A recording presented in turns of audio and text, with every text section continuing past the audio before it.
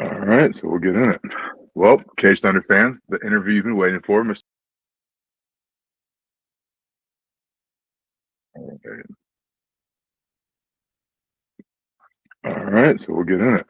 Well, Cage Thunder fans, the interview you've been waiting for, Mr. Alonzo Turner, one of the main events on December 21st, Cage Thunder Hall of Fame fights. Alonzo, good morning. How are you? Good morning. I'm doing well. I can't complain. How are you doing? I'm well as well. That's when I say can't complain is loud. People ask me how you doing. I say I'm well overall. There's a lot to complain about, but no one's here to listen, and we all got our stuff we got to do. There we go. Yeah, man. Well, this is exciting. I haven't been focused on the Northeast Ohio MMA scene in a while, and I've heard nothing but good things about you, man. So kudos to that. Brand is like an idea of reputation, people's gut feeling about you, and I've heard a lot of good things about you. So with that said, man, I'd like to get a little bit of background about you. Tell me about kind of your hometown, your story, your upbringing, early athletics, and what led you into MMA. Yeah. I was born in Paynesville, Ohio. It's about 35 minutes east of Cleveland. Kind of what got me into MMA is, when I was younger, I was bad. I got into a lot of fights. Just getting in trouble in school, always having to get disciplined, teachers always having to call my dad. And then I think it was either in third or fourth grade, I actually got alopecia, which I lost some of my hair. So that kind of I look at it as like God humbled me kind of big time, at an early age. I had his hand upon me to where then I started getting picked on and I started getting bullied. And, that kind of, humbled me, and I ended up getting into wrestling. So, well, first I started boxing, like early fourth grade, I think. But once I started wrestling and playing football, I didn't really box much, but I would go up to the gym once in a while. But so that got me into wrestling and boxing that I stuck with all the way to senior year, and decided to continue wrestling in college at the University of Findlay. I did for 4 years, All-American there. And then I wrestled at Notre Dame College in South Euclid for a year. So that was kind of what got me into wrestling. And wrestling, I kind of always knew, probably around 7th, 8th grade, I kind of always felt like, I'm probably going to do MMA at some point. I would go up to a gym in Minner called Griffin Raw, where my dad would train at, and I would go there and spar with the guys once in a while and do some of the boxing classes and kids MMA class. So I always had that in the back of my mind. So that was a big decision and why I decided to wrestle and at the collegiate level. Yeah, makes sense. Makes sense. And it's funny, when I was in college, going into my senior year, recently I was back in town. I was at a grappling industries tournament. I ran into Jason Dent, owner of Griffin Raw. Yeah. And when I was still in college, a junior going into my senior year, that's the first gym I went to go get a taste and see what it was about. But they were like the only people that popped up in like 2005, 2006 when you Google MMA. Like they were on it on that from an SEO perspective. So I went up there a little bit the summer going into my senior year. I put the dots together that you're training with George Comer. George Comer is a longtime fight member of that gym, and George and I are around the same age. You came up around the same time as well. That makes a lot of sense. Cool to hear your origin story. Absolutely. Yeah, I remember seeing you when I was younger. I watched you a little bit. Yeah. I appreciate it. Thank you. All right. So it's funny, University of Findlay. I went to Walsh University, a DT school in Canton, but Findlay was my number 2. And I remember their strength and conditioning program is what most impressed me when I visited the university. And so it's funny as you say that, I'm like, that makes sense, man, because you're a pretty athletic and fit guy. My master's in sports science, coaching, leadership. I used to be a strength and conditioning coach at the University of Akron. Yeah. So when I started checking you out, I was like, okay, this guy takes his stuff serious. Talk to me a little bit about just kind of your strength and conditioning and your training regimen overall. Yeah, I mean, I usually do. It's kind of been fluctuating because like over the summer I was doing different things because I'm a wrestling coach at Harvey High School. So this will be my 4th year being assistant coach. So kind of when I'm doing off season training with them, I'll kind of do the lifting and things with them. But recently I've been working with Nikolai Gianti. I always say his last name wrong. He trained at the Rev where I trained. He was a pro fighter, 4-2. He's not fighting anymore, but he does strength and conditioning at AIM Performance in Minner, Ohio.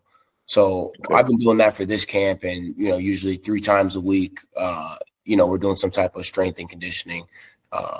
So that's kind of what we've been doing there. And then Tuesdays and Thursdays in the morning, I'll do a different type of endurance, groundwork or hitting the bag or something like that. Just kind of longer rounds, going through that. So, and then get some runs a few times a week. So that's kind of mainly what I do for strength conditioning, and then added whatever whatever I make the high school kids do, I'll jump in. So nice. For you, was strength and conditioning always a big part, like training and that methodology, always a big part of your system and curriculum? Like some guys, like, oh, I got to get my runs in, or I got to do these weights. Or I used to know some guys that have certain routines. Like you see in basketball, some guys lift all 82 games of the season. Some wrestlers are always lifting. Some people go down or up on their level or volume. But is this a space and a place where you're just always been in the weight room and always been focused like this?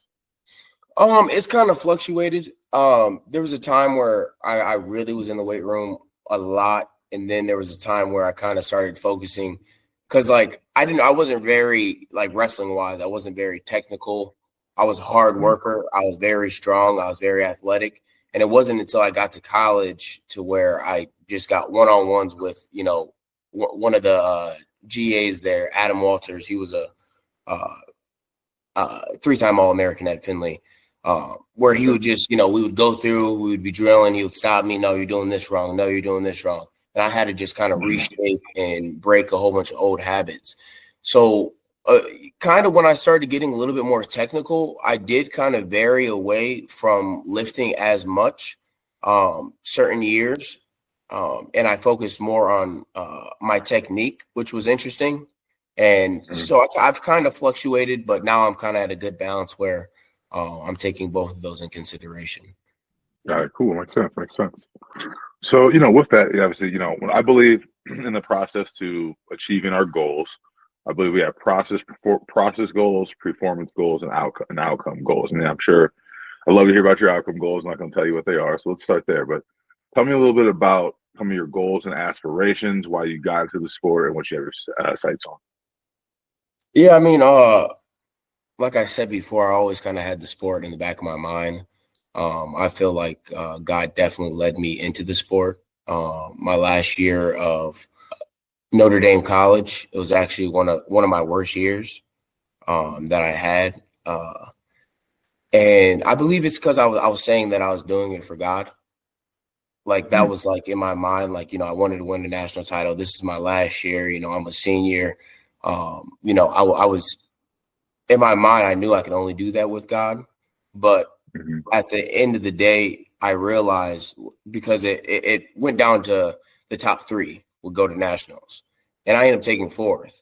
And right after I didn't make it, I just went back to just kind of not doing things for God. I went back just doing whatever, partying or whatever the case may be. And I realized, and I feel like God really showed me and revealed, I wasn't doing it for Him the whole time.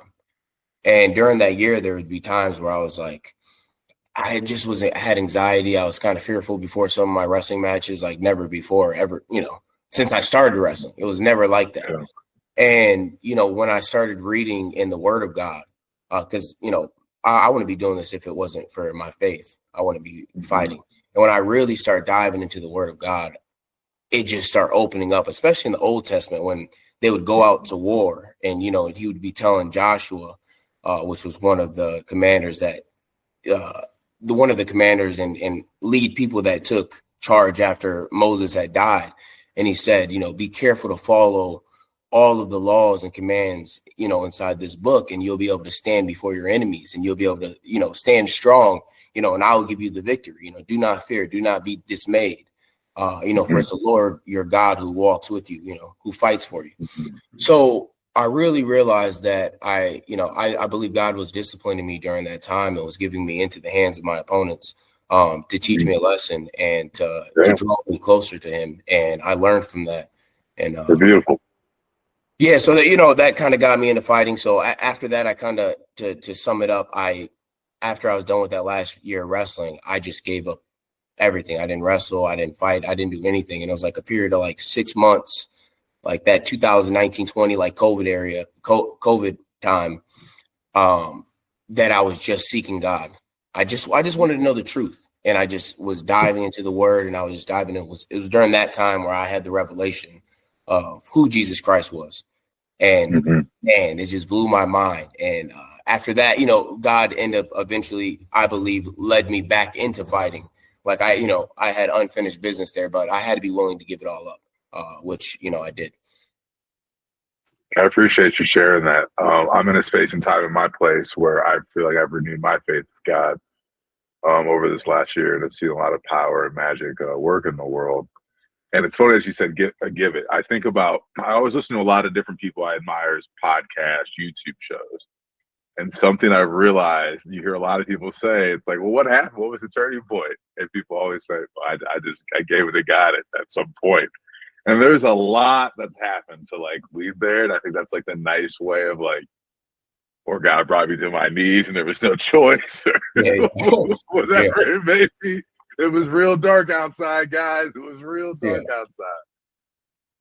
But I appreciate you saying and sharing that. I think it's we live in a space age and time where I think it's hard for people to speak about their faith, because we live in a time and a space and a place where a lot of values are not being withheld and understood. And I think that, and I don't even think I think that's just values. I'm not even talking about specifically Christian values, because I know a lot of good Muslim brothers, I know a lot of good Jewish brothers, but people standing in stoic faith of whatever they believe in. We're at a time space where there's not a lot of that. So kudos to you for using your platform and opportunity to speak the word of God to people. Absolutely.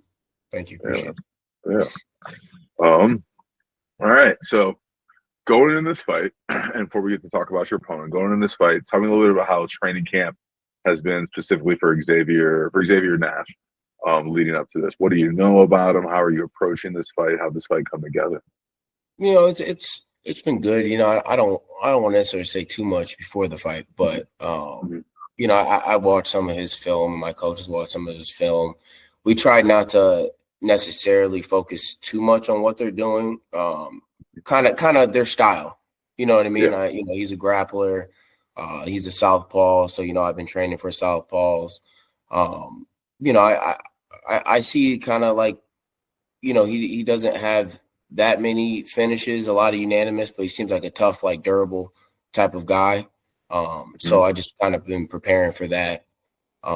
Nothing too out of the, I'm not changing too much, to how I'm getting ready. Just keeping some of his points in mind. Right on. Sounds good. And so, I like that. You got to control yourself. You got to worry about your own stuff. Makes sense. Things go well. This fight hits the outcome that you desire.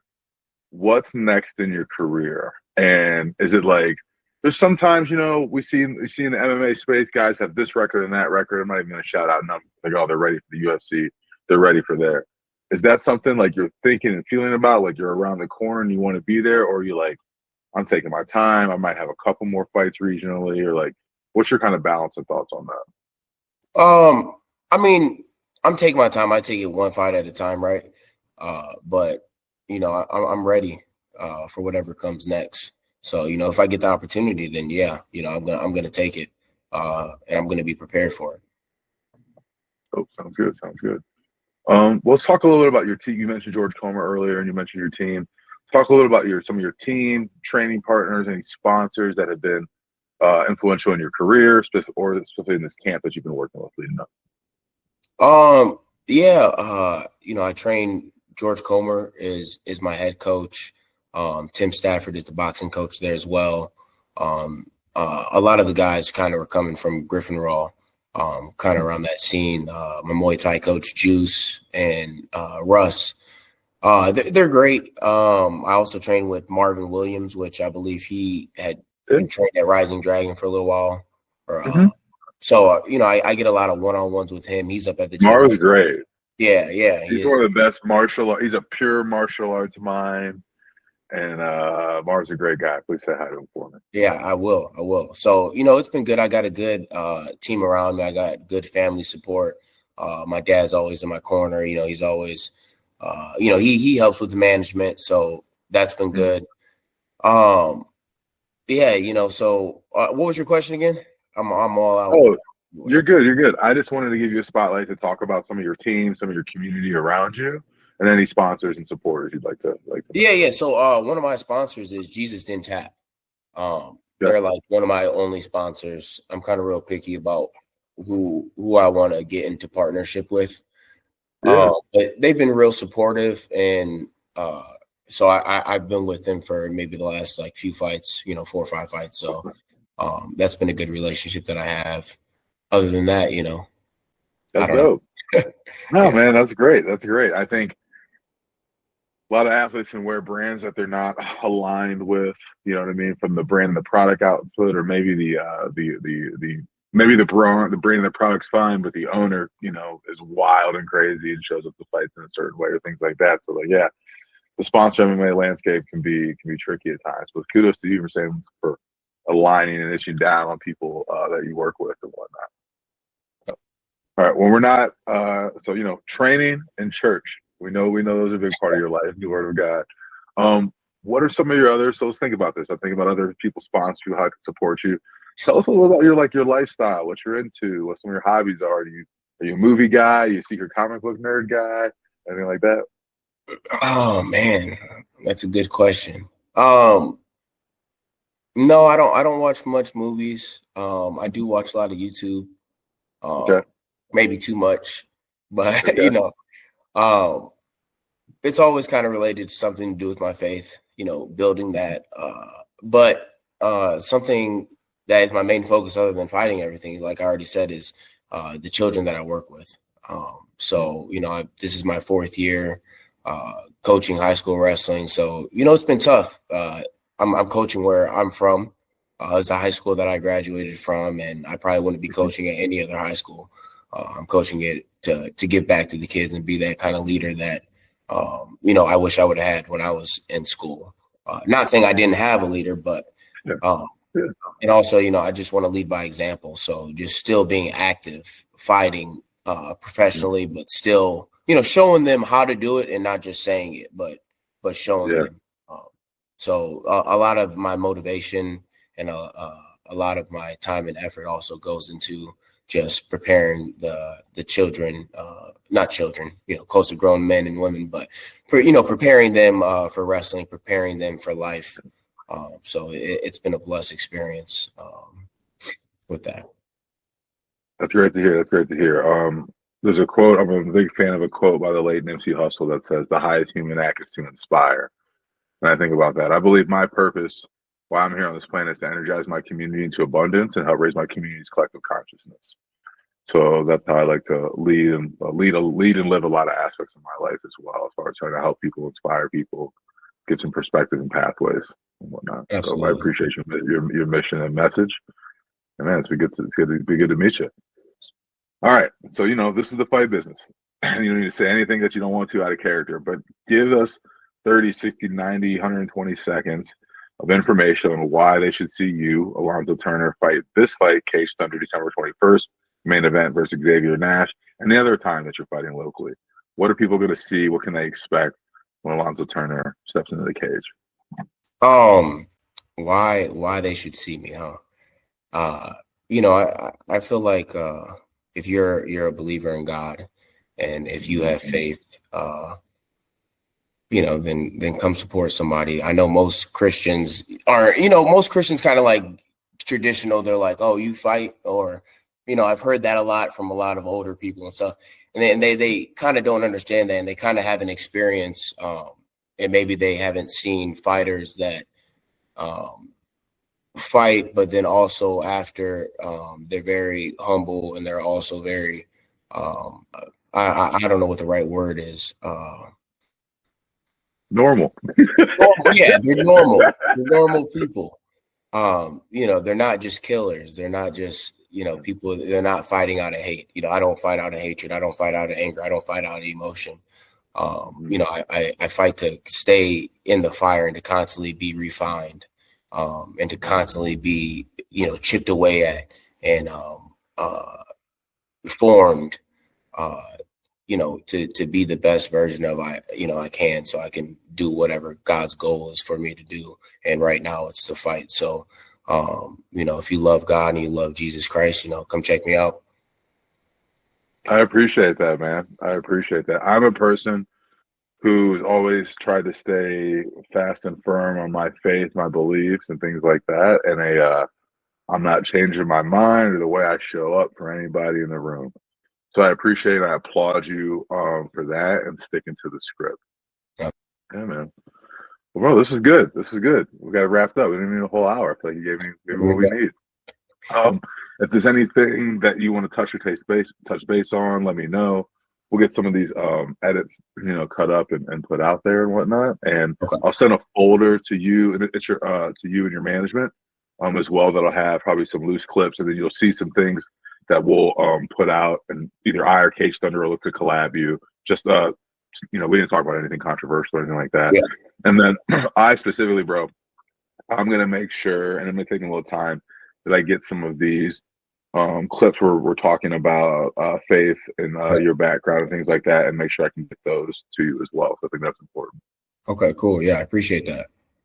Not a problem, man. I appreciate you. Still training out there? Or? Yeah, bro. Yeah. So we're still training. So for me, my last fight was in 2017. Yeah. My last fight was in 2017. Like I came off my last Bellator fight was in 2016. I lost to Alessio Sakara in Italy. And then the UFC was like win 3 in a row and we'll sign you. So I won one in Ohio, in Mansfield, Ohio in 2017 for the RFO, and then one in Denver. But in Denver in 2017, I tore my labrum and my rotator cuff. And then at the same time, my son was born.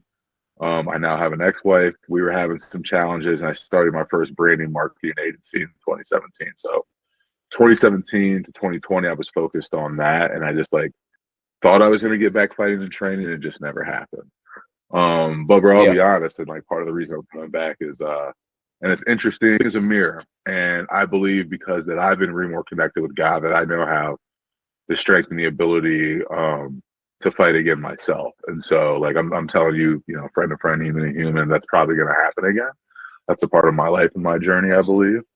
And it's very affirming for you to say that God's led you back on this path and that you cannot fight without him. And I think about me reestablishing again my faith. I had my bro, I turned 40 in February this past year, and one of my clients and friends, my friends Ryan and Digger, they own a company called CD's Wings, which is one of the best wing restaurants in Colorado.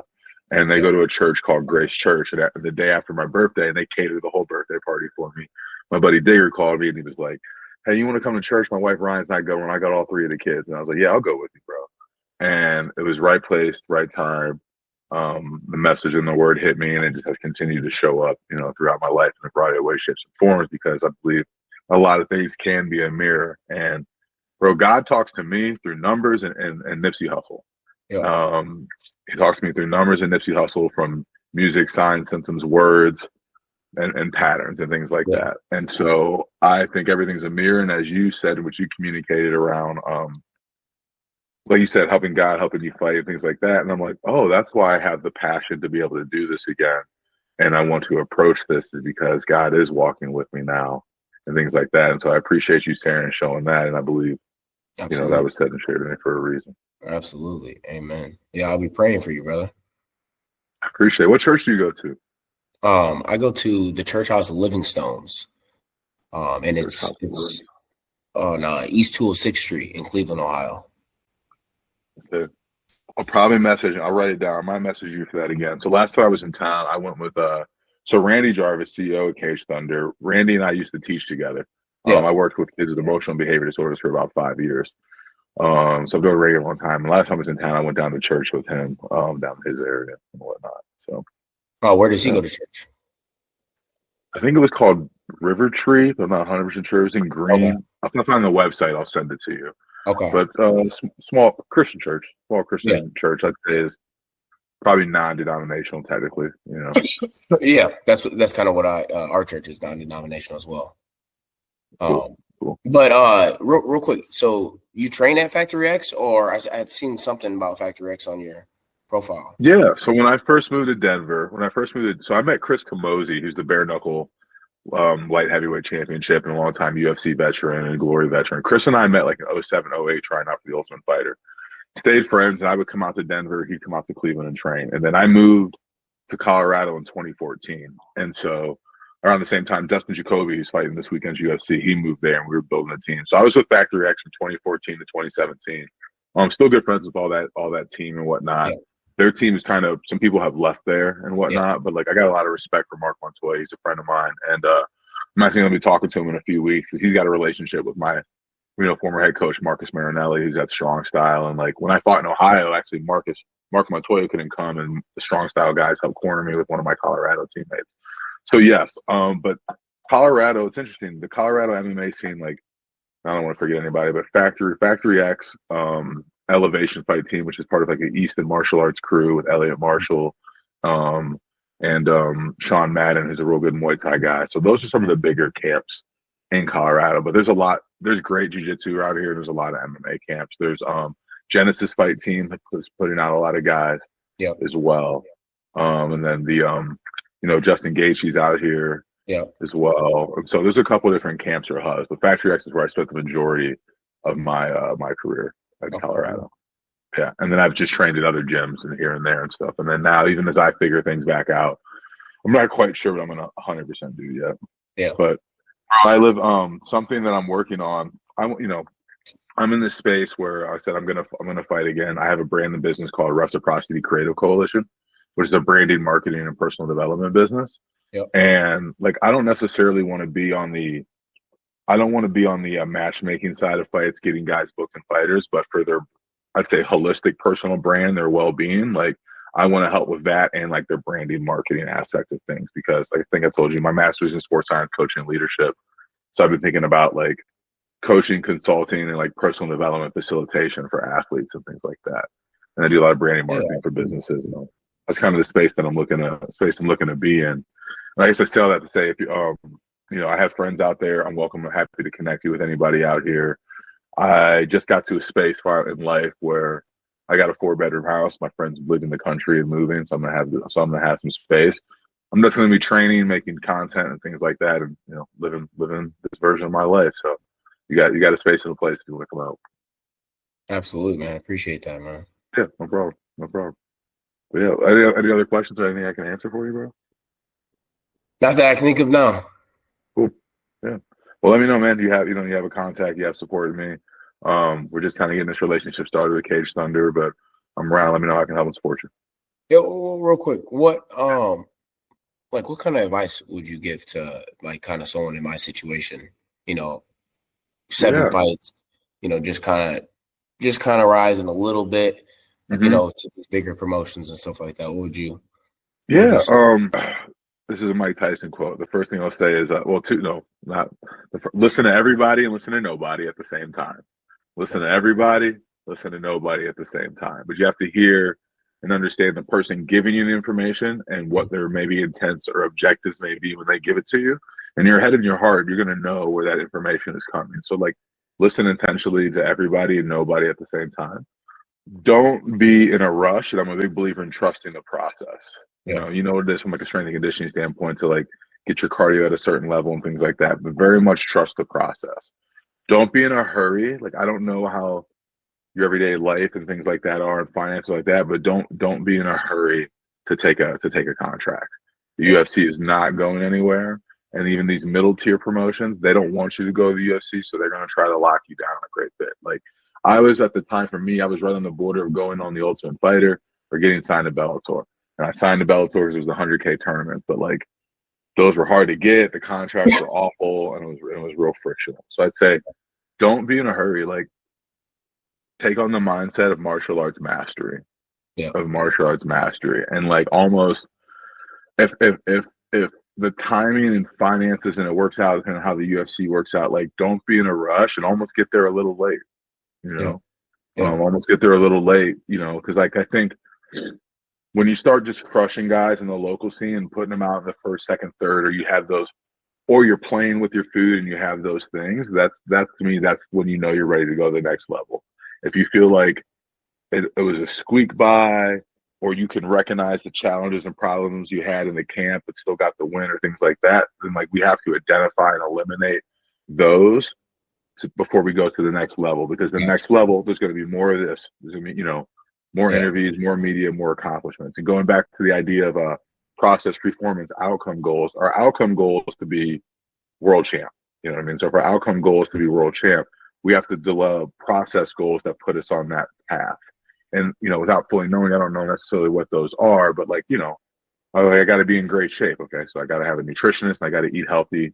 I need to make sure I'm grocery shopping. I need to make sure I'm meal planning. Okay, cool. Well, if I got to fight 5-minute rounds, okay, I got to be in good strength. Okay, I need a strength and conditioning coach.